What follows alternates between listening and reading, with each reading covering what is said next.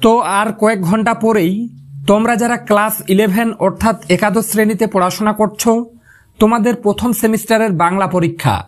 আর এই ভিডিওটিতে আমি ক্লাস 11 অর্থাৎ একাদশ শ্রেণীর বাংলা পরীক্ষার জন্য একটি গুরুত্বপূর্ণ নমুনা প্রশ্নপত্র ও তার উত্তর নিয়ে হাজির হয়েছি। আজকের এই প্রশ্নপত্রটিতে বলা প্রত্যেকটি প্রশ্ন তোমাদের প্রথম সেমিস্টারের পরীক্ষার জন্য চূড়ান্ত গুরুত্বপূর্ণ। তো কাজেই বন্ধুরা, তোমরা যারা প্রথম সেমিস্টারের বাংলা পরীক্ষায় ভালো রেজাল্ট করতে চাও তারা অবশ্যই ভিডিওটি শেষ পর্যন্ত দেখতে থাকো। আর যদি চ্যানেলে নতুন হয়ে থাকো তাহলে অবশ্যই চ্যানেলটি সাবস্ক্রাইব করে পাশে থাকা বেল আইকনটি প্রেস করে রাখো, কেননা এখন এই চ্যানেল থেকে যে ভিডিওগুলো আসবে তুমি যদি প্রত্যেকটি ভালোভাবে ফলো করে যেতে পারো তাহলে প্রথম সেমিস্টারের পরীক্ষায় তুমি কিন্তু অনেক ভালো রেজাল্ট করবে। তাই বলা হচ্ছে তোমাদের স্বার্থে চ্যানেলে নতুন হয়ে থাকলে অবশ্যই চ্যানেলটি সাবস্ক্রাইব করে পাশে থাকা বেল আইকনটি প্রেস করে রাখো। তো চলো দেখে নেওয়া যাক প্রশ্নগুলি কি বলা হয়েছে। সঠিক উত্তরটি নির্বাচন করো। অর্থাৎ প্রশ্নপত্রে 40টি এমসিকিউ প্রশ্ন দেওয়া থাকবে, প্রত্যেকটি প্রশ্নের মান 1 করে, টোটাল 40 নম্বর। দেখে নেব 1-এর দাগে, গয়াবুড়ির কাছ থেকে খেন্তি কোন মাছ এনেছিল? তো এর উত্তর হয়ে যাবে ক-এর দাগের অপশনটি অর্থাৎ চিংড়ি মাছ। এরপরে দেখে নেব 2-এর দাগে কি আছে? লেজঝোলা পাখিটার গায়ের রং ছিল। তো এক্ষেত্রে উত্তর হয়ে যাবে ঘ-এর দাগের অপশনটি অর্থাৎ হলুদ। এরপরে 3, খেন্তির বিবাহ সম্পন্ন হয়, উত্তর হয়ে যাবে গ-এর দাগের অপশনটি অর্থাৎ বৈশাখ মাসের প্রথমে।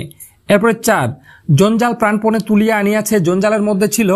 তো এর উত্তর হয়ে যাবে গ-এর দাগের অপশনটি অর্থাৎ পুঁই শাক। এরপরে দেখে নেব 5-এর দাগে কি আছে? কালিময় সোহাইহরির মেয়ের সঙ্গে কার ছেলের বিয়ে ঠিক করেছিল?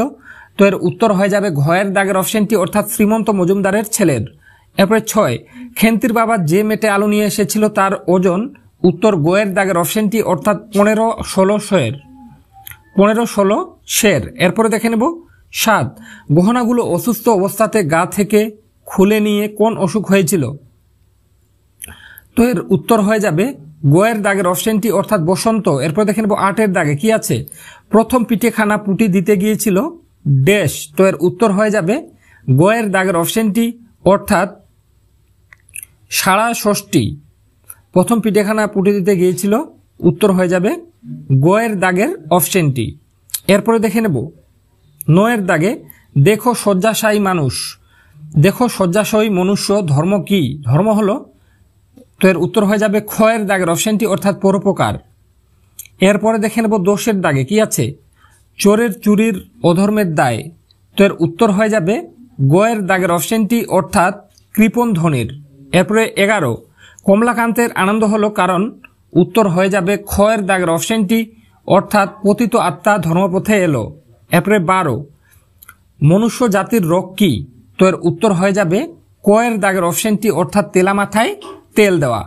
এরপরে দেখে নেব 13-এর দাগে। তার আগে আবারও বলে রাখছি, এখন এই চ্যানেল থেকে যে ভিডিওগুলো আসবে তোমরা যদি পরীক্ষার একদিন কিংবা 2 দিন আগেও এই ভিডিওগুলো ফলো করে যাও তাহলে তোমরা কিন্তু প্রথম সেমিস্টার পরীক্ষায় অনেক ভালো রেজাল্ট করবে। তাই বন্ধুরা, তোমাদের স্বার্থে বলা হচ্ছে বারবার, যদি চ্যানেলে নতুন হয়ে থাকো তাহলে অবশ্যই এই রিয়াজ টিউটোরিয়াল চ্যানেলটি সাবস্ক্রাইব করে পাশে থাকা বেল আইকনটি প্রেস করে রাখো। তো চলো দেখে নেব এরপরে 13-এর দাগে কি আছে? যে বিচারক চোরকে সাজা দিবেন তার আগে তিনি কি করবেন? তো এর উত্তর হয়ে যাবে গ-এর দাগের অপশনটি অর্থাৎ 3 দিন উপবাস করবেন। এরপরে 14, বিদ্যাসাগর বিখ্যাত, উত্তর হয়ে যাবে গ-এর দাগের অপশনটি অর্থাৎ ভারতে। এরপরে 15, কিন্তু ভাগ্য বলে পেয়েছে মহাপর্বতে, এখানে মহাপর্বত হলো, উত্তর হয়ে যাবে খ-এর দাগের অপশনটি অর্থাৎ বিদ্যাসাগর। এরপরে 16, নিশায় সুশান্ত নিদ্রা দূর করে। তো এর উত্তর হয়ে যাবে ক-এর দাগের অপশনটি অর্থাৎ ক্লান্তি। এরপরে 17, ত্রিপিটক হলো। আশা রাখি এই প্রশ্নটির উত্তর তোমরা প্রত্যেকে পারবে।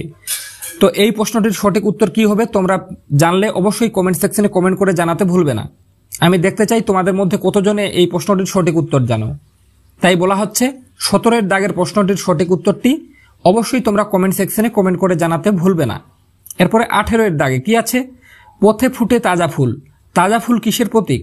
তো এর উত্তর হয়ে যাবে ক-এর দাগের অপশনটি অর্থাৎ সকল ধর্মের। এরপরে 19, কোথায় এসে সকল রাজমুকুট লুটিয়ে পড়ে? তো এর উত্তর হয়ে যাবে ক-এর দাগের অপশনটি অর্থাৎ হৃদয়ে। এরপরে 20-এর দাগে, মিথ্যা শুনিনি ভাই, কোনটা মিথ্যা নয়? তো উত্তর হয়ে যাবে গ-এর দাগের অপশনটি অর্থাৎ হৃদয়ের চেয়ে বড় তীর্থ নেই। এরপরে 21, সেই দুঃস্বপ্ন দেখে আঁতকে উঠে, দুঃস্বপ্নটি হলো, উত্তর হয়ে যাবে এক মানে কয়ের দাগের অপশনটি বিশাল ডানাওয়ালা এক থুরথুরে বুড়োকে দেখা। এরপরে 22 সারা জগতের পুরোপিতা নাম দেওয়া উচিত, কে এই মন্তব্য করেছে? তোর উত্তর হয়ে যাবে কয়ের দাগের অপশনটি, অর্থাৎ সবচেয়ে সহজ সরল লোকগুলি। তো এরপরে দেখে নেব 23 দাগে কি আছে দেখে নাও। ডানাওয়ালা বুড়ো লোকটা খায়, উত্তর হয়ে যাবে কয়ের দাগের অপশনটি বেগুন ভর্তা। এরপরে 24 গান যখন যুদ্ধের অস্ত্র হয়ে ওঠে তখন ওরা কাকে ভয় পায়? তো এর উত্তর হয়ে যাবে ঘয়ের দাগের অপশনটি, অর্থাৎ কবিকে। এরপর দেখে নেব 25 ফাঁসির মঞ্চ কি রাখবার জন্য মাটিতে মিলিয়ে যাচ্ছে? উত্তর হয়ে যাবে গয়ের দাগের অপশনটি, অর্থাৎ ভারসাম্য। এরপর দেখে নেব 26 পৃথিবীর বিভিন্ন ভাষা বংশগুলির মধ্যে বৃহত্তম হলো? উত্তর হয়ে যাবে ক্ষয়ের দাগের অপশনটি, অর্থাৎ ইন্দো ইউরোপীয়। এরপরে 27 পাণিনি রচিত ব্যাকরণ বইটির নাম হলো? উত্তর হয়ে যাবে কয়ের দাগের অপশনটি, অর্থাৎ অষ্টাধ্যায়ী। এরপরে 28 বাংলা ভাষার উদ্ভব? তো উত্তর হয়ে যাবে ক্ষয়ের দাগের অপশনটি, অর্থাৎ মাগধী অপভ্রংশ থেকে। এরপরে দেখে নেব 29 প্রথম ভারতীয় আর্য ভাষার নমুনা হলো? উত্তর হয়ে যাবে প্রথম ভারতীয় আর্য ভাষার নমুনা কয়ের দাগের অপশনটি উত্তর, অর্থাৎ ঋগ্বেদ। এরপরে 30 ভারতের প্রাচীনতম ভাষাগোষ্ঠী? উত্তর কয়ের দাগের অপশনটি, অর্থাৎ অস্ট্রিক। এরপরে 31 সাঁওতালি ভাষার লিপির নাম? অলচিকি, অর্থাৎ ক্ষয়ের দাগের অপশনটি উত্তর।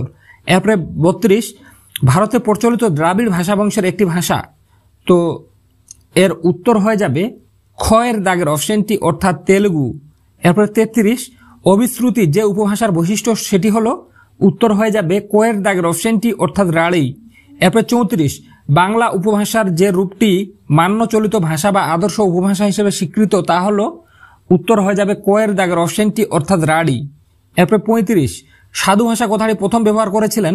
উত্তর হয়ে যাবে ক্ষয়ের দাগের অপশনটি, অর্থাৎ রাজা রামমোহন রায়। এরপরে দেখে নেব 36 দাগে কি আছে। বাংলা সাহিত্যের প্রাচীনতম নিদর্শন হলো? তো উত্তর হয়ে যাবে কয়ের দাগের অপশনটি, অর্থাৎ চর্যাপদ। এরপরে 37 সন্ধ্যা ভাষা বলতে কি বোঝো? উত্তর হয়ে যাবে ক্ষয়ের দাগের অপশনটি, অর্থাৎ আধেক স্পষ্ট আধেক অস্পষ্ট। এরপরে 38 শ্রীকৃষ্ণ কীর্তন কাব্যের কোটি খণ্ড? উত্তর হয়ে যাবে ক্ষয়ের দাগের অপশনটি, অর্থাৎ 13টি খণ্ড। এরপর 39 চৈতন্য ভগবত গ্রন্থটির রচয়িতা? উত্তর হয়ে যাবে গয়ের দাগের অপশনটি, অর্থাৎ বৃন্দাবন দাস। এরপরে 40 দাগে, অর্থাৎ আজকের প্রশ্নের সর্বশেষ প্রশ্ন, চণ্ডীমঙ্গলের একজন কবির নাম? উত্তর হয়ে যাবে ঘয়ের দাগের অপশনটি, অর্থাৎ দ্বিজ মাধব। তো বন্ধুরা আজকের এই প্রশ্নপত্রটিতে তোমরা যে 40টা এমসিকিউ প্রশ্ন দেখলে এখানকার প্রত্যেকটা প্রশ্ন গুরুত্বপূর্ণ। তাই বন্ধুরা তোমরা চাইলে এখান থেকে প্রত্যেকটা প্রশ্ন ভালোভাবে রেডি করে নিও। আশা রাখছি এখান থেকে তোমরা কিন্তু অনেক প্রশ্ন কমন পেয়ে যাবে। তো আশা রাখছি ভিডিওটির মাধ্যমে তোমরা একটু হলেও উপকৃত হয়েছো। যদি ভিডিওটির মাধ্যমে উপকৃত হয়ে থাকো তাহলে অবশ্যই এই রিয়াজ টিউটোরিয়াল চ্যানেলটি সাবস্ক্রাইব করে পাশে থাকা বেল আইকনটি প্রেস করে রাখো। তো আজকে পর্যন্তই, দেখা হবে নেক্সট আর একটা ভিডিওতে।